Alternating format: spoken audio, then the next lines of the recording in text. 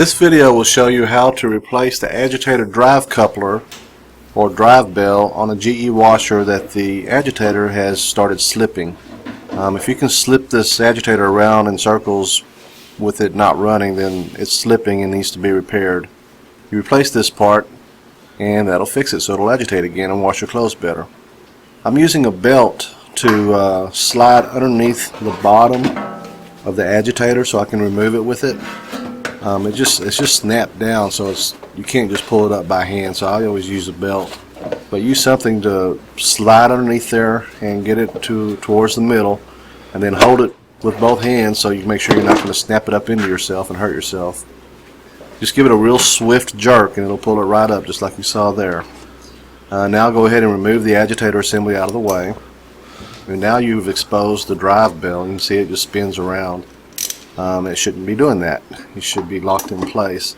So use a 7/16 socket to remove the bolt that's holding it in place.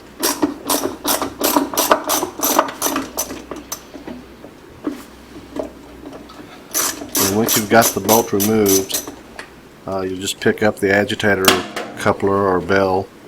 It'll just pick right up off of there. And if you notice this in the middle of it, the splines have all worn down and are kind of rounded out. That's what happens when they go bad. Next thing you want to do is get a wire brush and clean the splines all around on the transmission post so you can install the new one easily enough.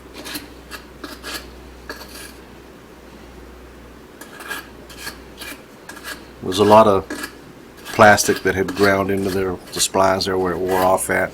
So get all that off, and once that's done, of course all that junk is in the bottom of the washer. You want to go ahead and clean the spline real good, and then use some rags or something and go ahead and clean up and get all that stuff out of the washer. You don't want to leave that in there, of course.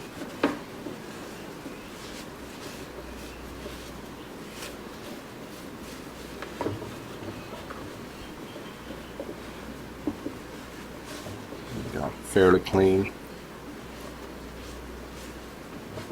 It's a lot easier to clean it now than it is after you put the agitator back in, so just go ahead and do it now.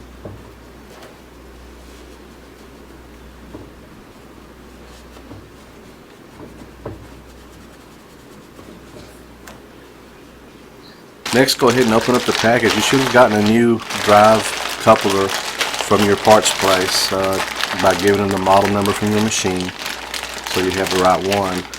They're pretty universal, but I prefer you just to go ahead and use your model number and get the right one for sure. When you take it out of the bag, you're going to see a new bolt that comes with it. That's because they've changed the design on it. You can see the splines in the center there are real sharp looking, and you notice on the side there's grooves in 4 places. You're going to pay attention to those grooves because that's how you're going to align the agitator assembly to reinstall it. Slide the coupler down over the splines, install the new bolt that came with it. Don't use the old one. The reason they gave you a new one is because it's changed the shoulder on the top of the drive bell. It needs this style of a bolt now. Tighten it down snug. It doesn't have to be super tight, and that'll be good enough. Now, remember that you noticed where those spline or grooves are on the sides of the drive bell. You're going to align that with the baffles. There's 4 baffles on the agitator.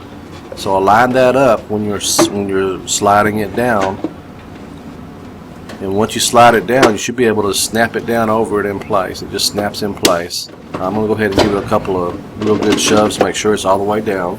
You should not be able to pick it up very much from the bottom. It should be real close and snug to the bottom, and that will complete the installation of the drive bell.